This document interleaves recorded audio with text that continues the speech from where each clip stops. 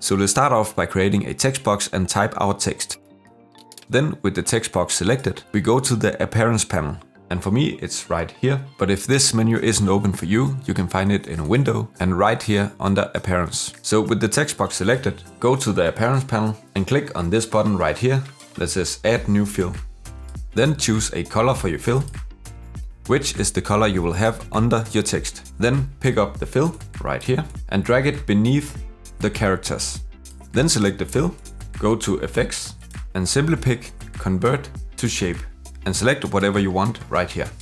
You can choose rectangle or you can choose rounded rectangle or ellipse. I like the rounded rectangle. From here you can adjust the width and you can adjust the height and you can even adjust the corner radius.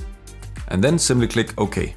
And now we have a dynamic text box that will increase when we add more letters. And if we need 2 lines, we can simply just copy this and add more letters or less letters. So use this tip in your next project. If you like this video, you can hit the like button or you can watch this next video that YouTube recommends for you.